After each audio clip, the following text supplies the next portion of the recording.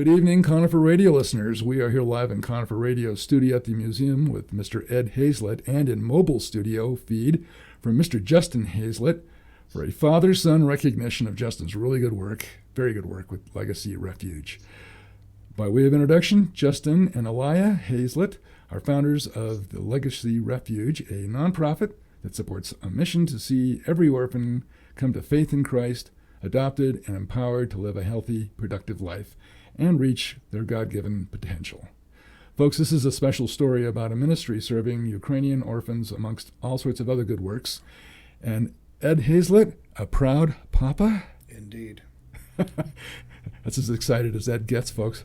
Well, Justin, first time I've had a chance to meet you, and it's a privilege, and welcome to Conifer Radio, and tell us all about you.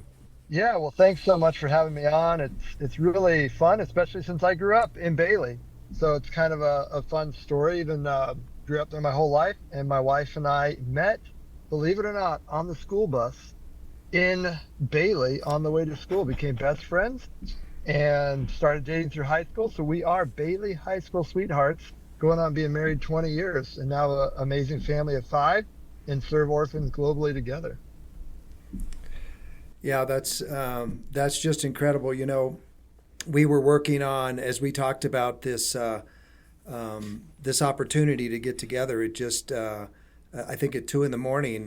The other day, it popped into my head because Mark and I had been talking about doing a podcast and bringing you in and talking about Legacy Refuge, and I thought, oh my gosh, what a better time to do it. So we put this thing together in just a couple days. So we're excited to share what you do, what Legacy Refuge is, and spread the news to folks around this area. Yeah, I mean, trying to make a long story of 20 years shorter, but I kind of graduated Platte Canyon at 18 and moved to Australia, and kind of the rest is history. Kind of had a global outlook, ended up traveling, seeing needs of people around the globe, and eventually led us to Ukraine and seeing the needs of Ukrainian orphans and really the desperate need of orphans aging out of the system. I mean, when you look at really globally, but Ukraine specifically, once an orphan ages out of the system, whether it's foster care or orphan care, they hit 16, 17, 18 years old, and they're basically out on their own. So statistically for these kids are horrible. We're talking 60 to 70% of the girls end up in prostitution and human trafficking.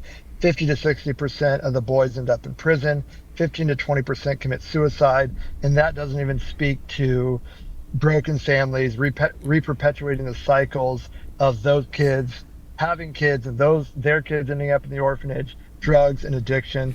So once we saw the needs, but then you also meet the individual kids, we're like, man, we have to do something, which led us to go like, hey, let's host a couple of kids in our house. At the time before the war, we were able to host, so we hosted.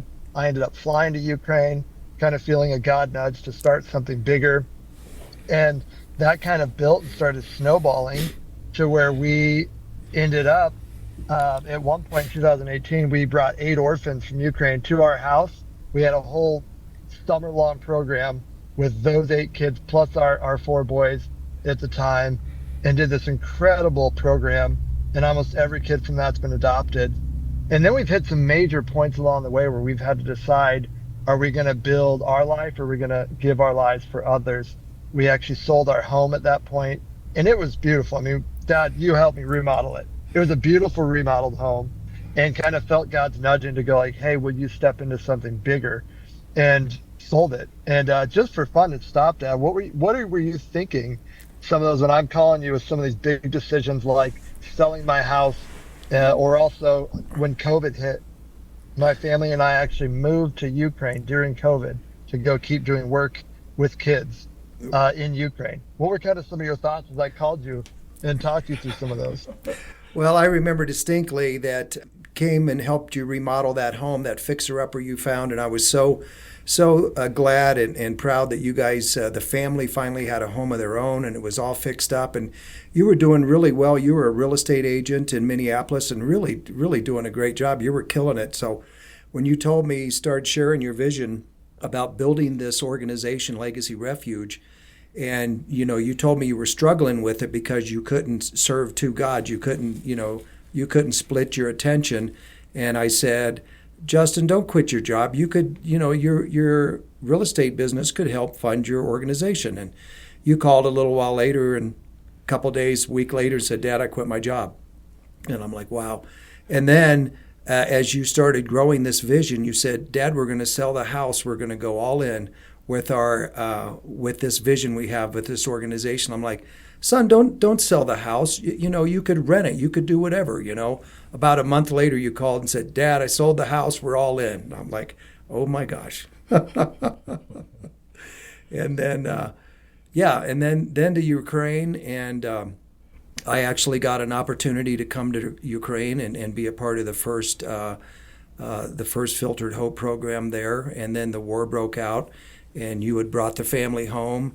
And I told Peg, I'm so thankful Justin and the family are home. And Peg said, you watch, he'll be on a plane back there in no time. And sure enough, a week later, you called and said, Dad, I'm on a flight to Ukraine. Oh no, you were headed to Poland. And you guys set up camp there, and that's really when your ministry really exploded. Share that story a little bit. Yeah, well, what was cool is, once we did that huge faith step to Ukraine during COVID, I mean, we have miracle stories in here, Mark. It's unbelievable. I mean, we sold everything, gave it away, went to Ukraine during COVID, didn't even really have the income yet to support our family fully. No joke, about maybe a month after I got there, an old friend of mine called. He's like, hey, I had a crazy dream last night where, like, I had this, like, God told me a number to give you, an amount of money to give you, and I'm arranging in my dream. I'm like arranging houses and finances and all this.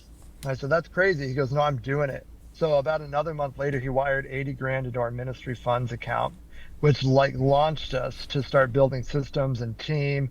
And we had started this for the aged out kids. I'm obsessed with coffee. It's amazing. And I'm a barista. So we started a specialty barista training for orphans aging out of the system. So we train them in coffee, life skills, job skills, the Bible. And my dad was able to come be a part of that first one. So then the war hits, and like my dad said, I ended up back about a week after the war started. I took a team to Krakow, Poland, and we started just being hands-on, getting kids out, arranging places, traveling all over Europe, doing work with them, bringing food, bringing clothes, doing programs.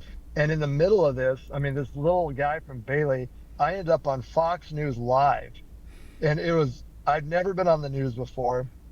And here I am getting interviewed on live Fox about the Ukraine war issue. And that was pretty crazy, not gonna lie. I'd never been so nervous in my whole life, to be honest with you. Yeah, and then you did, was it CNN too? I mean, some of the other major stations, national stations, picked up your story as well, and it just started spreading. Yeah, we were, Good Morning America, I think a CNN article, all kinds of stuff.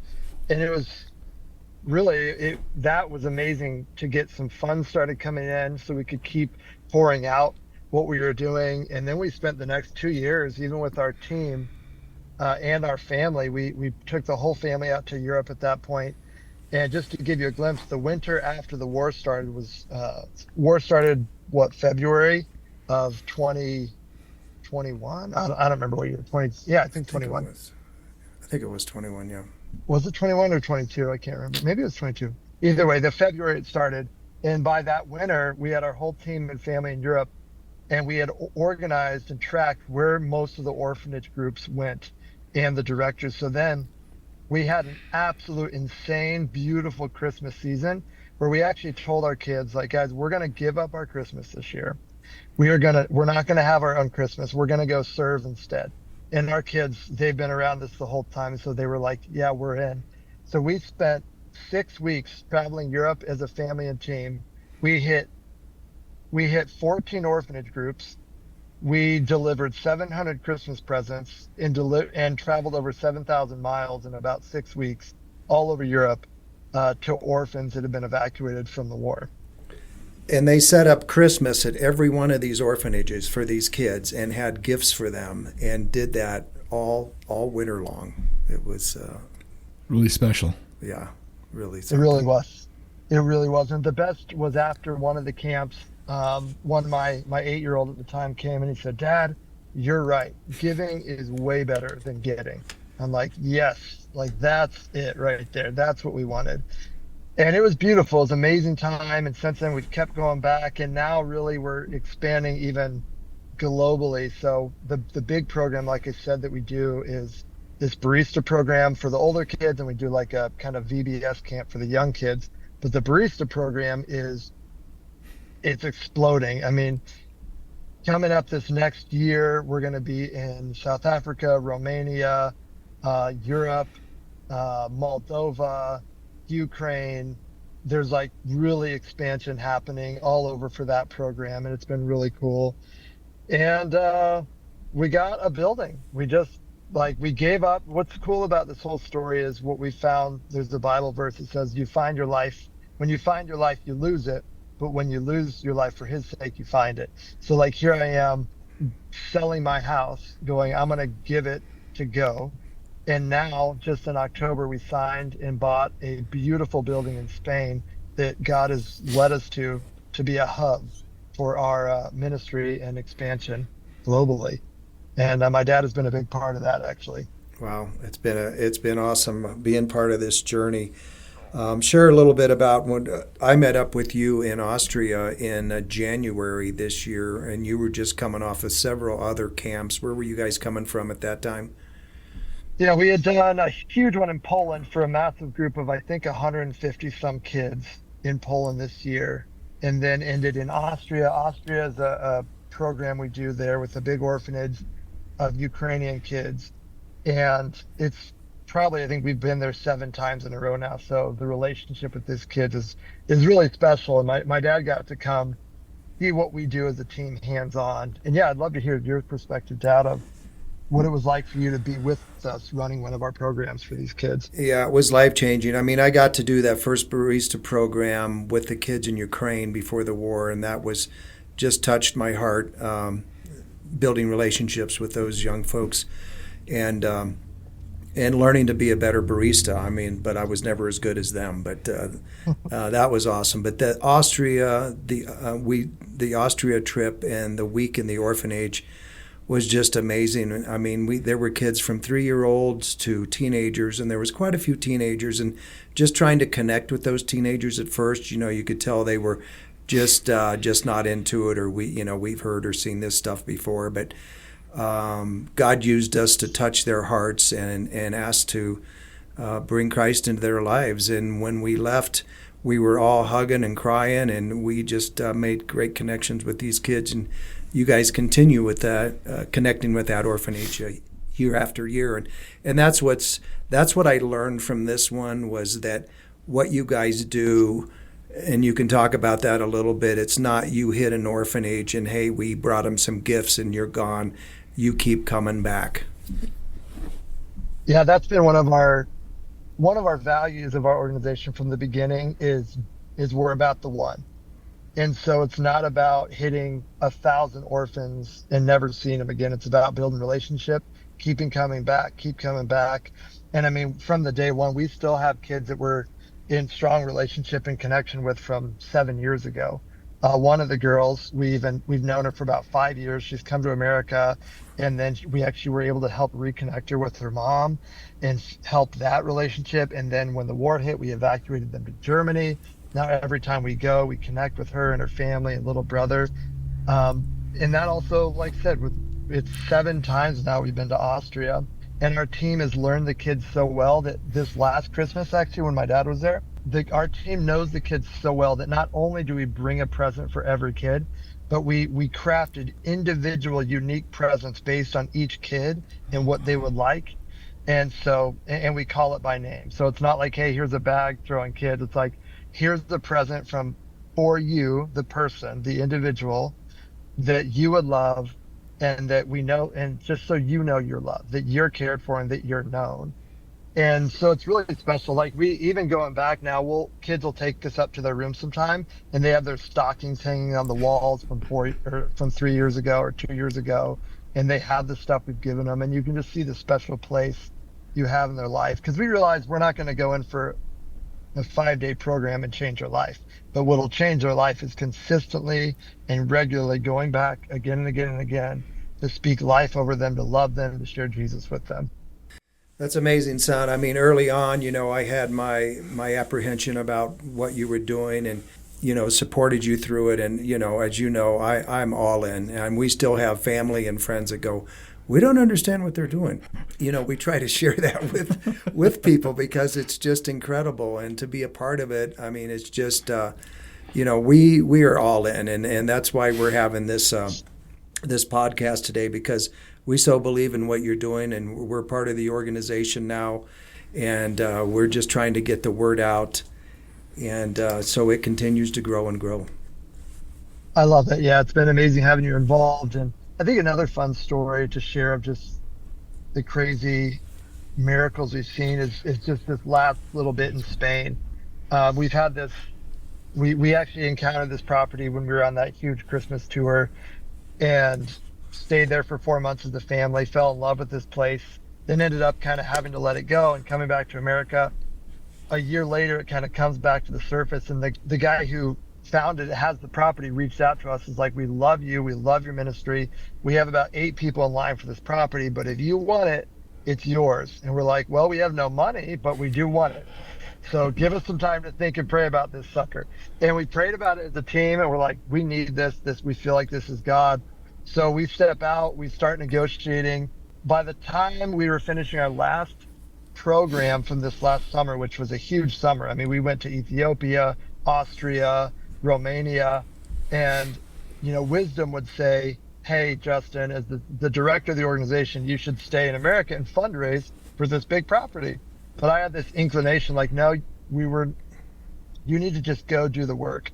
So I went to Romania for the last program, ended up doing this amazing barista program, meeting some people, and then me and my son Tyron fly to Spain, meet my dad there, and we needed to raise 50,000 euros for the down payment to secure the property for our ministry. So we go, and by the time we get there, I had 35,000 euros. Even I'll never forget, Andrew, the guy, the owner, picks us up from the airport, and he's basically talking like it's yours. He's like, well, we'll get there, it's yours, do what you want. And we get out of the car, and Dad looks at me, he goes, what are you going to do? We don't have like the money. Like, we don't even have, what were you thinking there, Dad? I know, I tell people that the Lord uses you to show me what blind faith is, and every time I doubt what's going to happen, because you step out before you have everything figured out, and the Lord opens doors. And so, I looked at you and go, what are we going to do? He thinks we've already got the money. And you shrugged your shoulders and go, I don't know. And sure enough. We go there, we're, doing the final details, checking the property, and, meeting with them all. And the whole time I'm like, oh, Lord, what am I going to do here? And then in the meantime, I also get a call from our finance director. She's like, yeah, so after this huge summer of ministry, we are like desperately low on general funds. So I'm not sure we can even pay salaries this month. So the one night I'm sitting on the balcony, and I'm like, not only do I not have the 15,000 euros that I need for this property, but I also now don't have salaries necessarily for our whole ministry and our team. And I'm like, oh, Lord, what am I going to do here? No joke. A couple days later, my dad had this inclination to do a drone. So we have a drone guy there doing footage. I get a call from one guy I had met in Romania a week before. And he's like, hey, how much money do you still need? I said, honestly, we need like 15,000 euros. He goes, well, I was just talking with our team in our church. He said, we really feel like this is a God project, and we're going to wire 15,000 euros to your account to finalize this thing. I'm like, oh my gosh. I mean, I just met the guy a week before. And then like the next day or two, we get a random check in the mail for 20,000 US dollars to cover our general expenses for the next couple months in the matter of a couple days. And it's like, oh my goodness, unbelievable. It was a magical trip with just you and me and Tyron, the three Haysletts, 3 generations, and doing our due diligence on this building, and watching the money come in, watching God's hand at work, and the contract coming together, and now you are purchasing this property. So it was incredible. And you have a special event that's coming up here, Justin. Let's shift gears and make certain our listeners learn about that and Yeah, so we have a live and online event happening November 23rd. It's called Impact in Espresso. And so if you're live here in Minnesota, we have coffee and we'll share. But if you can tag in from Colorado, it's basically an event. It starts at 9 o'clock Colorado time, 10 o'clock Central time. And we're basically going to have some music. We're going to have videos, stories, testimonies of the kids' lives we've seen changed, and we're going to share vision of upcoming 2025, some bigger global expansion, some ways we're going to use the Spain property. And you can find out more or RSVP and find out more at legacyrefuge.org/espresso. And folks, you'll see that scrolling at the bottom of your smart device over the next 15 minutes here if you didn't catch that. So again, a great event that you've got planned coming up, and that's this Saturday? Yep, this coming Saturday. And they can also find more information on your Legacy Refuge Facebook page, correct? Yeah, we do. We have the website, legacyrefuge.org. We do a lot of videos and posts on our Facebook and Instagram, which you can find if you look up Legacy Refuge. Yeah, and we just love folks to just even check in and follow what Legacy Refuge is doing and help grasp the vision of what's going on. Well, folks, once again, we are here live in Conifer Radio studio at the museum with Mr. Ed Hayslett, proud papa, and in mobile studio feed from Mr. Justin Hayslett from Minnesota. And we've just had a father-son recognition of Justin's very, very good work with Legacy Refuge. And a shout-out, Justin, to your co-founder and bride, Miss Alaya Hayslett. Did I pronounce that correctly? Yeah, Alaya. Alaya Hayslett. And if you're not familiar with Legacy Ridge, as I wasn't until just recently here, Legacy Refuge is a nonprofit that supports a mission to see that every orphan come to faith in Christ, be adopted and empowered, and live a healthy, productive life, and reach their God-given potential. So you can learn more again by going to www.legacyrefuge.org to learn more. Again, folks, you can see that scrolling at the bottom of your smart device. So Justin, Alaya, and another special shout out to Peg Hayslett, proud mama, and the one that gives me the best hugs ever. Ed, thank you for being here in studio today. Justin, thank you for being with us on a Zoom call. We very much appreciate what you both do. Mark, thanks so much. Justin, Peg, and I will see you Saturday or Friday. We come in Friday. Oh, sounds awesome, and thank you so much for this time and time to share. I appreciate it a lot. All right, see you soon. Thanks so much. Thanks a lot. Love you.